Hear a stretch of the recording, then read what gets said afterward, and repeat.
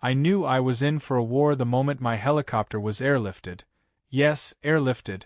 Off my own backyard by order of the HOA president, who then sent me an invoice and a handwritten note that said, "Maybe now you'll mow your lawn properly." The kicker? I was 800 miles away on a medical evacuation mission, literally saving someone's life, while these suburban tyrants decided my legally permitted aircraft was a threat to community tranquility. That's when I knew this wasn't just a misunderstanding. This was personal. Let me rewind just a bit. I live in a semi-rural development, large plots of land, wide open skies, and plenty of room between neighbors. I bought my property years ago specifically because it had a natural clearing in the back, ideal for a private helipad. I'm a licensed pilot, former military, and I now do freelance medevac and contract flights, so having my own takeoff space isn't a luxury, it's part of the job. The FAA was fine with it. The county was fine with it. But the local homeowners association? Not fine. Very, very not fine. At first, it started with passive-aggressive note. One showed up taped to my fence. Aircraft should not be landing in residential areas. This isn't Top Gun. Another came in the mailbox with no signature. The constant wind and noise are disruptive to nesting birds. Let me be clear. I flew maybe twice a week, during daylight hours, and followed every regulation to the letter. I even adjusted my approach path to avoid spooking the local deer population. But nothing I did was enough for Karen. Karen is exactly who you think she is.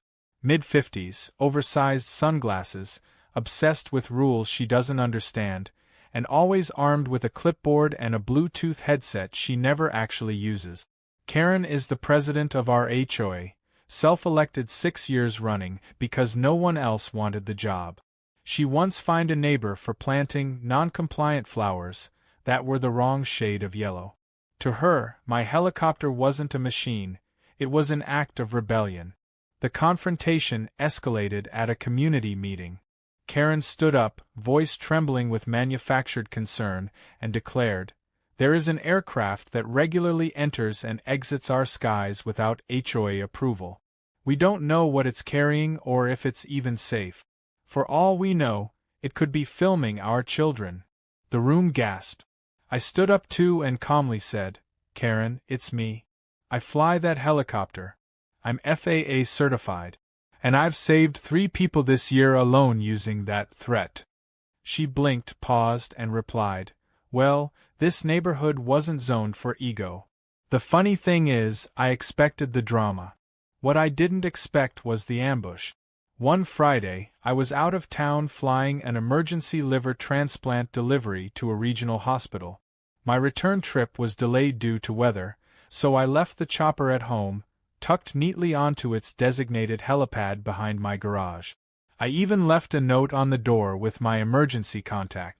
By the time I got back 3 days later, the helicopter was gone. Just gone. The concrete was scraped. The grass was damaged. And in its place was a crumpled flyer for an HOA spring beautification drive. At first, I thought it was stolen. I nearly called the FAA and the cops, until I found the invoice. It was from a private aviation recovery company 2 counties over. The invoice listed the pickup time, weight of the aircraft, hauling fee, and a note, authorized by local HOA president due to code violations. It had Karen's name on it, in actual ink. Sign. I stared at that signature for what felt like an hour. Then I laughed. It was that kind of half-sane, full-body laugh you get when you realize you've just entered a battle of wills with a petty dictator who thinks your pilot's license is a suggestion. The woman had a helicopter towed, like a car parked in the wrong spot. And she charged me for it.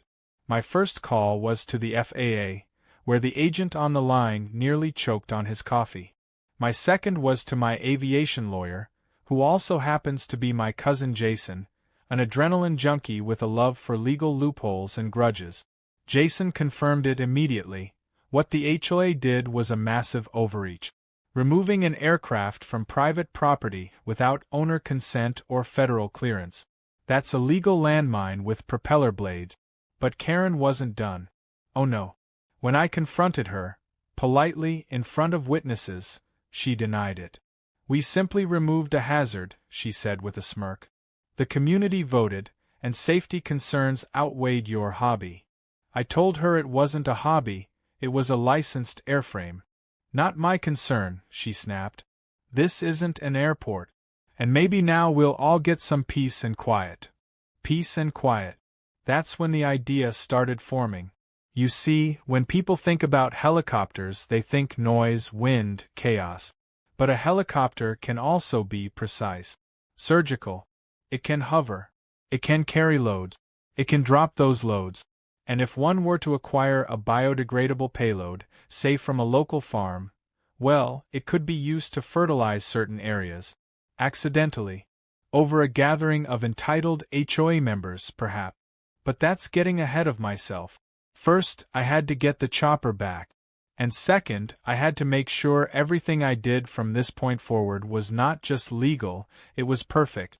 Because Karen had just declared war from the comfort of her patio chair.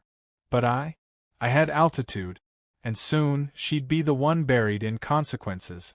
I didn't sleep much the night after I found out my helicopter had been towed. I kept replaying the image of that empty slab of concrete in my backyard, the faint tire marks from some industrial-grade trailer that had no business being there. Every time I closed my eyes, I saw Karen's smug face and that ridiculous handwritten note. But what kept me awake the most was the realization that this wasn't just some neighborhood squabble anymore. This was a declaration of war from someone who didn't even know the first thing about the rules she broke.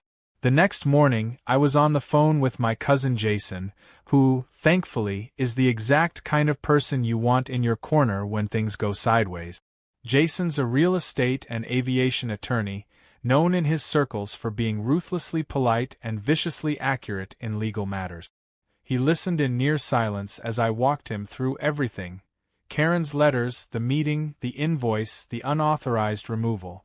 When I finished, there was a pause. Then he said, "She's cooked.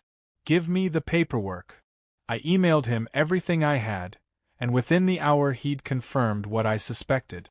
Not only had Karen and the HOA violated private property laws by removing my helicopter without consent, but they may have triggered a violation under FAA Part 91, which governs the operation and handling of aircraft, even while stationary.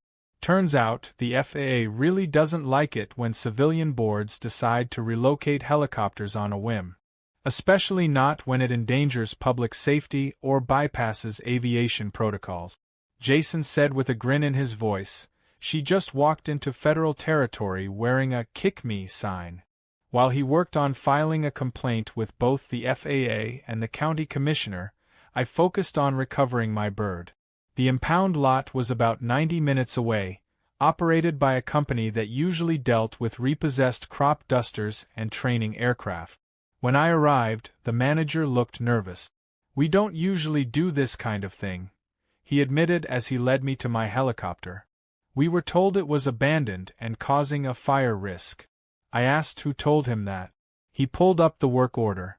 It was a scanned PDF on HOA letterhead, signed by Karen. Seeing my helicopter sitting there, covered in dust and surrounded by broken lawn chairs and forgotten drones, made something snap in me. This wasn't just an insult. It was sabotage. Karen had tried to humiliate me by grounding me, by turning my professionalism, my passion, into a neighborhood punchline. She wanted the residents to see me not as a trained pilot, but as some weirdo with a toy he refused to put away. Well, if she thought she'd won, she was about to find out just how high I could fly, literally. I signed the release papers, inspected every rotor and wire, and carefully flew my helicopter back home. The moment I landed, I realized Karen had made a mistake far bigger than even she could imagine. Because by taking my chopper, she'd given me a reason to go full throttle with no guilt. She'd drawn first blood. Now it was time to retaliate with precision. That night, I found myself scrolling through Craigslist, Facebook Marketplace, and a few rural farming forums. What I was looking for wasn't expensive, but it had to be just right. Eventually, I found it, a second-hand manure spreader attachment designed for agricultural drones. It was basically a big bucket with a remote dump feature, designed to be mounted on small helicopters or heavy-duty drones for spreading compost. With a few tweaks, I could modify it to fit my rig. It was advertised as lightly used, still smells fresh. Perfect. The farmer who sold it to me was a wiry old man named Gus, who didn't ask many questions, but gave me a look when I explained the kind of fertilizing I had in mind. "You ain't droppin' this on no crops, are ya?" he asked, grinning through crooked teeth. "Let's just say it's for a special delivery," I said. He slapped his knee and said, "Well damn, let me throw in an extra scoop." By the end of the week, I had everything I needed: manure, bucket, release rig, and a flight plan. I wasn't just going to get even. I was going to turn Karen's perfect little HOA meeting into a full-blown disaster movie. And as luck would have it, the timing was perfect. I'd heard through the grapevine that the HOA was planning its quarterly open-air meeting the following Saturday. It was supposed to be a community celebration, complete with folding chairs, banners, and a catered lunch. Karen, of course, would be giving a speech about maintaining order in an unstable world. Well, I figured I'd help demonstrate instability. But then something happened I didn't expect. I was at the grocery store picking up supplies when I bumped into my neighbor Derek, a quiet guy who mostly kept to himself. He leaned in and whispered, "You hear they invited Senator Blevins to that meeting?" I blinked. "The state senator?" "Yup," he said. "Karen wants him to see how model our neighborhood is. Thinks it'll help her get on some zoning board or something." That threw a wrench in the plan. I didn't mind embarrassing Karen. I didn't even mind spooking the HOA.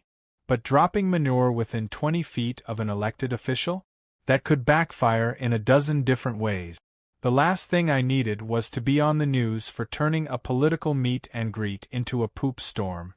I considered canceling the entire operation, but then I had a better idea, one that was smarter, funnier, and even more targeted. That night, I pulled out a bunch of old Amazon boxes and paint. Over the next few hours, I built a crude but recognizable cardboard cutout of Karen, oversized sunglasses, clipboard, arms folded in permanent judgment. I staked it into the ground, just off to the side of the HOA's main meeting area. Then I measured the distance from above with a test flight, locking in the GPS coordinates and adjusting for wind. This time, there'd be no misfires. My payload wouldn't hit the actual guest. But the message? That was going to land squarely in everyone's lap. I spent the next 2 days fine-tuning the bucket and rehearsing the drop. I practiced hovering, marked timing cues, even added a failsafe that would abort the release if I dipped below a certain altitude. I wasn't just covering my bases, I was building an alibi. Saturday arrived bright and early. The sky was clear. The temperature was perfect.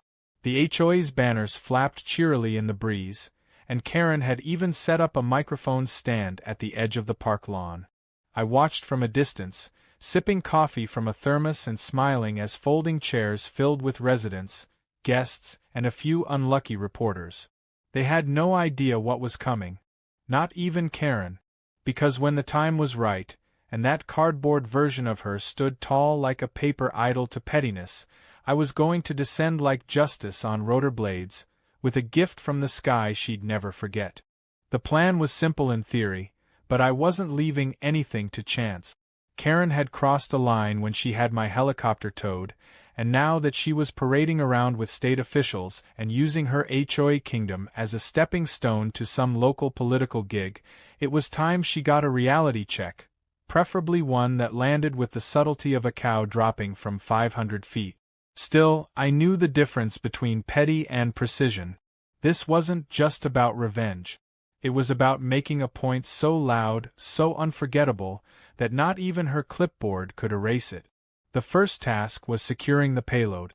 Gus, the farmer who sold me the manure bucket, was more than happy to help with the next phase of the operation. "You want fresh or aged?" he asked, leaning over the side of a rusty wheelbarrow that was steaming slightly. "Aged," I said. "We want the full effect without creating a biohazard." He laughed like it was the best request he'd heard all week, then added, "You want some straw in there? Gives it structure on the drop." This man was a manure artist, and I trusted his instincts. Within an hour, we had a hefty, well-balanced load of matured farm waste, perfect in weight and consistency. To the untrained nose, it smelled like fertilizer. To anyone within a 10-foot radius, it was an assault on dignity. Back home, I spent the evening fine-tuning the mechanic. The bucket rig was secured with redundant locking straps, the release system wired to my control console inside the cockpit. I tested it 3 times with sandbags, each drop hitting the test zone within a foot of the marker. I added a camera to record everything from both above and below. This wasn't just a mission, it was documentation. I even wrote a short disclaimer on the bucket itself, 100% biodegradable. Courtesy of nature. Just in case anyone decided to frame it as environmental terrorism. The next morning, I did a full walk-around of the helicopter. Everything was in working order. Fuel topped off. Rotors balanced. Flight plan filed as a routine community flyover with visual inspection for agricultural mapping. It was vague enough to sound boring but real enough to be approved. That's the beauty of FAA paperwork. It's not what you're doing, it's how you word it. By noon, the HOA meeting was in full swing. Folding chairs were lined up in neat rows across the park lawn. A banner hung over the gazebo that read, "Quarterly Unity Meeting, Building a Better Tomorrow." Karen stood at the podium, basking in applause as if she were announcing the cure for aging. The cardboard decoy I had planted the night before stood just off to the side of the gathering, an exaggerated version of her posture and expression, complete with a cartoonish clipboard that read "Citation Machine."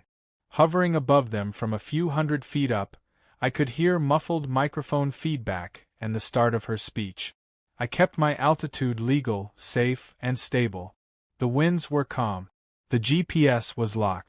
My hands hovered over the release switch. Just before I pushed it, I said into the cockpit recorder, "For every HOA president who forgot they serve the people, not rule them." I clicked the switch. The bucket swung open with a soft mechanical whine, and the manure rained down in a glorious arc directly onto the cardboard cairn. The force flattened the structure in a single, smelly explosion. A puff of dried straw and dark compost burst outward like confetti from the world's worst party cannon. From above, it looked almost artistic. On the ground, it triggered absolute chaos. People screamed. A few chairs toppled. Karen shrieked loud enough that I could hear it through my noise-canceling headset. The senator jumped to his feet, shielding himself with a folder as if he were under siege. The crowd scattered in every direction, covering their noses and pointing at the smoldering wreckage of their papery mascot. Some thought it was a prank. Others weren't sure if it was an attack. One kid yelled, "The birds got revenge." I hovered for another 10 seconds, then slowly turned the helicopter back toward home. As I flew away, I caught a glimpse of Karen pointing furiously at the sky while flailing like someone trying to swat God. I kept my speed slow and steady, giving them a good, long look at the tail number, just legal enough to avoid accusations of fleeing, just smug enough to ensure they remembered who owned the sky. When I landed, I didn't even take off my headset before the phone rang. It was Jason. "You just went viral," he said without preamble. Some kid posted the drop from the bleachers. 15,000 views in 20 minutes. They've already added dramatic music and called it the poopening. I groaned and laughed at the same time. "How bad is it?" He paused, then said, "Legally? You're fine. Didn't touch anyone, didn't hit public property, stayed in FAA bounds. Morally? You're a folk hero." But things weren't all high fives and manure confetti. By that evening, Karen had filed a formal complaint with the local police. They came by the house, not in riot gear or anything, just a couple of tired-looking officers who'd clearly drawn the short straw. One of them looked around my backyard and said, "Is this the launch site?" I nodded. Yes, sir. Fully legal. He sighed, then looked at his partner. We're really doing this? The other guy shrugged. Karen's blowing up the dispatch phone. I invited them in, showed them the flight plan, the footage, the GPS logs, and even the disclaimer on the bucket. They watched the aerial footage in stunned silence. When it ended, one of them simply muttered, "Damn. That's actually impressive." They agreed no crime had occurred, just an aerial composting event, within the limits of private aircraft use. They left with my lawyer's card in case Karen tried to escalate. And escalate she did. The next morning, HOA inboxes were flooded with angry emails from members demanding Karen's resignation. The senator's office issued a vague statement about unforeseen circumstances and postponed future involvement with local HOA groups. Karen tried to hold a press conference on her driveway, but a dozen teenagers showed up wearing cardboard clipboards and chanting, "The sky remembers." By the end of the week, the HOA board voted her out in an emergency meeting. She screamed the whole time, threatening lawsuits, recounts, and swearing that I was a danger to the skies. But her voice was drowned out by the latest remix of the Manure drop video, now synced to the chorus of Ride of the Valkyries. The funny thing is, I never meant to become a legend. I just wanted my helicopter back. But when you're pushed to the edge, when someone tries to ground not just your aircraft but your entire freedom to exist as you are, sometimes you've got to remind them, some people fly higher not because they have to, but because they can. You said. By the time the sun rose on Monday morning, the entire neighborhood had split into two camps. On one side were the Karen loyalists, mostly the same people who complained about kids chalking on sidewalks or who measured grass height with rulers. On the other were the newly formed Free Fly Zone crowd, neighbors who'd always kept quiet but now wore grins and gave me thumbs up when I passed by. Even some of the fence-sitters had been won over by the sheer audacity of the Manure drop. Turns out nothing unites a divided community like the sight of arrogance getting knocked down by a bucket of cow waste. Of course, Karen wasn't going to go down without throwing everything she had. By midweek, she'd retained a lawyer and filed a lawsuit against me for public endangerment, emotional distress, and assault with agricultural material. The phrase alone made my cousin Jason laugh so hard he choked on his coffee. He read through the paperwork and declared it the legal equivalent of a toddler throwing a tantrum in a business suit. Nothing she filed would hold up, not with the FAA logs, the video evidence, and the dozens of witnesses confirming no one was injured and no property was damaged, besides a soggy cardboard cutout of herself, which technically I owned. But Karen's mistake wasn't just legal. It was cultural. She hadn't grasped how fast things could move once a story took flight, pun fully intended. Within days, the video had racked up 500,000 views. Local news stations picked it up, treating it like the suburban version of Watergate. Headlines ranged from Pilot Plant's protest on HOA president to Operation Fertile Justice shakes quiet community. One late-night show host called me Captain Compost. A parody Twitter account was created under the name Helicopter Hero that posted fake HOA rules like, "Thou shalt not hover more than Karen's ego." Meanwhile, my actual life was shockingly calm. The FAA checked in, asked a few standard questions, and then closed their inquiry. Their final note read, "Operator maintained full compliance with FAA guidelines. No further action required." The sheriff's office followed suit. And just like that, Karen's complaints began to look less like civic concern and more like a personal vendetta spiraling into self-destruction. Still, there was one thing left unresolved. The HOA itself. Karen may have been ousted, but the board was still functioning and bruised. There was talk of a new president, re-elections, and possible changes to the bylaws. Some members even floated the idea of dissolving the HOA altogether, which caused a minor panic among those who believed their property values would evaporate the moment someone painted their door lime green. Then I got a surprising call from Derek, the quiet neighbor who first tipped me off about the senator. He invited me to a backyard gathering of concerned residents, which sounded suspicious at first, but I was curious. When I arrived, I found about 20 people sitting around a few fire pits, eating chips and laughing like old friends. These were the reasonable ones. The ones who'd had enough of Karen's dictatorship but never knew how to push back. They asked me what really happened. I told them everything: the towing, the invoice, the fake safety concerns. I showed them the FAA correspondence and my filed flight plan. By the end of it, someone passed me a beer and another neighbor, Marcia, said, "You know, we need someone like you on the board." I nearly choked. "Me? You want me to be HOA president?" Derek smirked. "Why not? At least we'd know the meetings would be short. You could just buzz low and everyone would scatter." At first, I dismissed the idea. I didn't want to be in charge of lawn length or Christmas light brightness. But the more I thought about it, the more I realized that maybe this was how real change happened. Not by dropping manure from the sky, though it helps, but by stepping in when the clipboard tyrants finally lose their grip.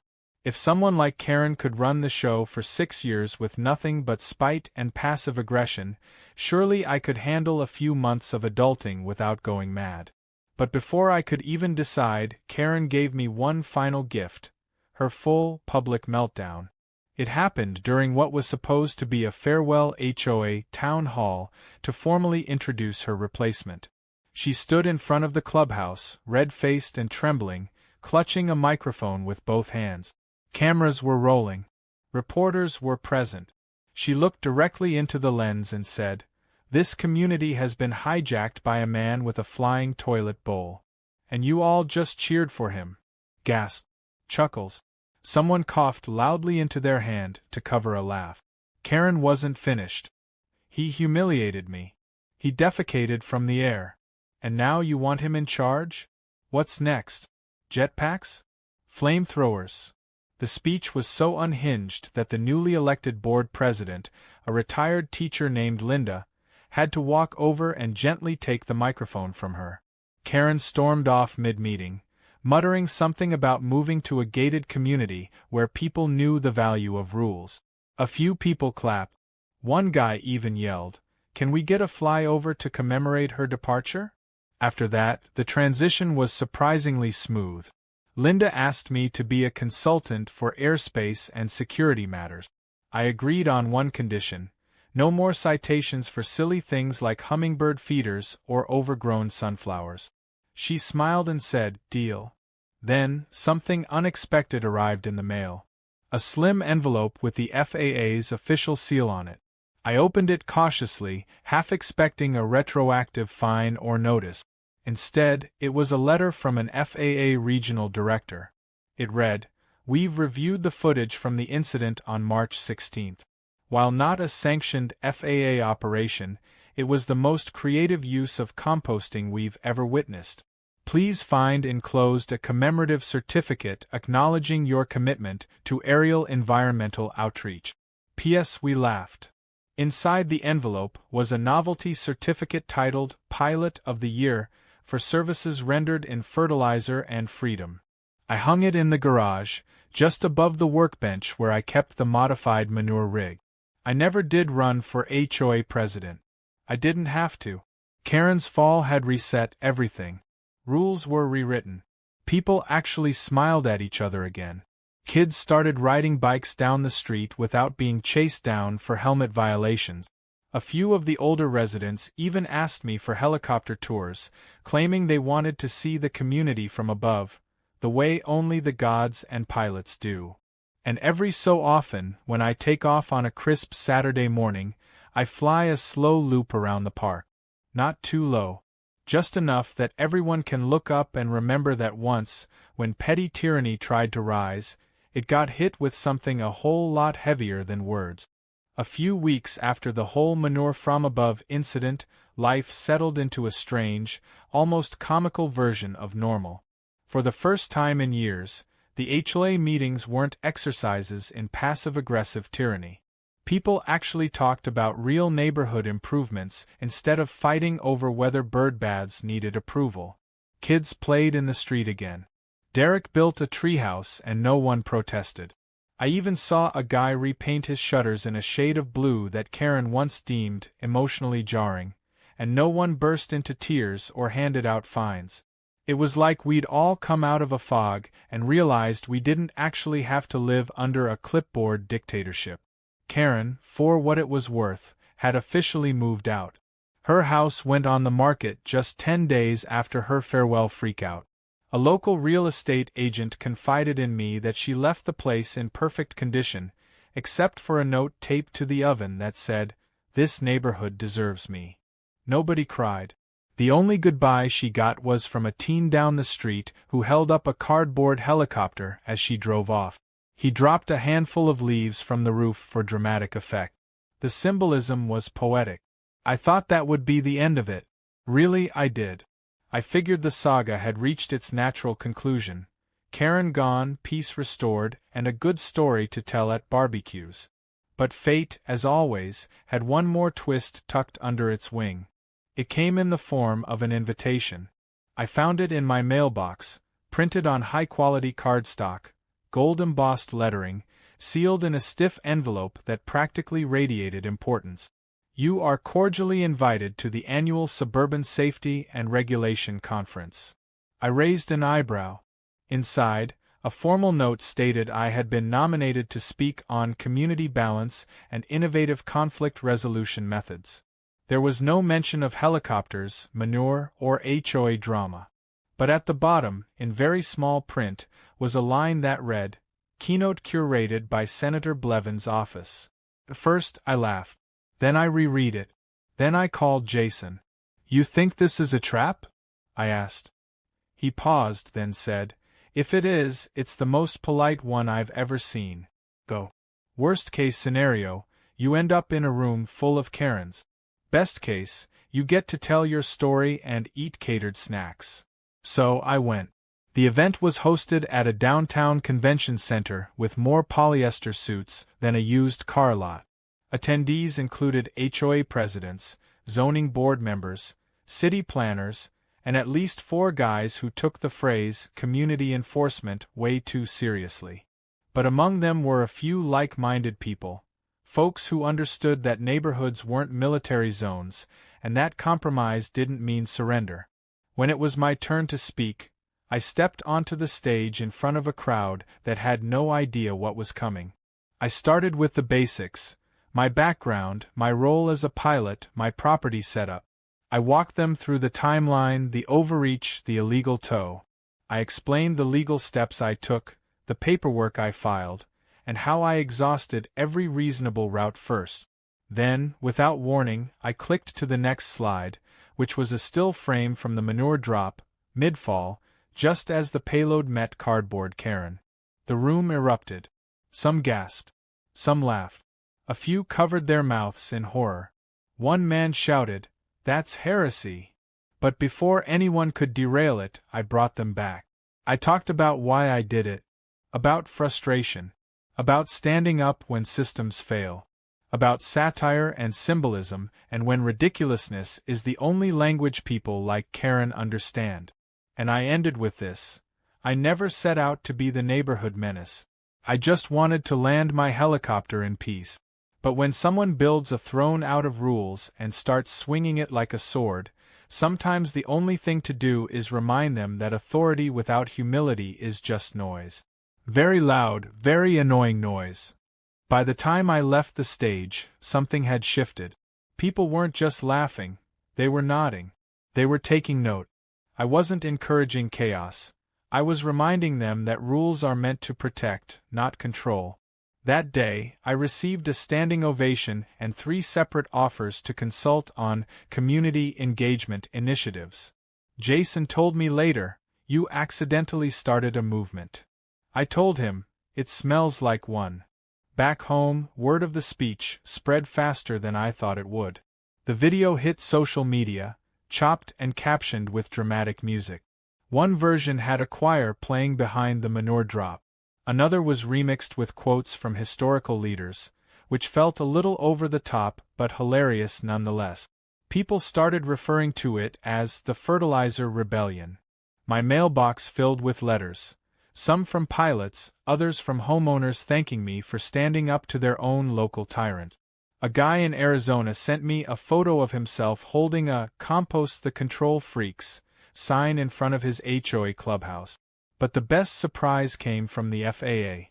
A month after the event, I received a certified package. Inside was a plaque. At first, I thought it was a warning or a fine, but it was something else entirely. In recognition of innovative conflict resolution from the skies, the Federal Aviation Administration awards this honorary commendation to my name, pilot, neighbor, and unintentional hero. They had signed it with a handwritten note: "Next time, try glitter. Easier on the sensors." I hung the plaque in the living room next to a framed still of the cardboard Karen mid-collapse. People who visited would always double-take and ask, "Is that real?" And every time I would nod and say, "Oh, it's very real." The irony is, I hadn't flown the manure bucket since that day. Not because I couldn't, but because I didn't need to. That single moment said more than 1,000 HOA complaints ever could. It was a reminder, to them and to me, that sometimes the best way to defend your peace isn't with confrontation, but with creativity. And a little well-placed fertilizer. The helicopter still sits in the backyard, now fully accepted by the neighborhood as a kind of community mascot. Kids wave every time it takes off. One neighbor even painted a helipad mural on his shed roof that says, "Land here if Karen returns." I can't promise I'll never be provoked again. There's always another clipboard warrior waiting in the wings. But next time, they'll know one thing before they come swinging with their citations and fake authority. I've got altitude, and a bucket on standby.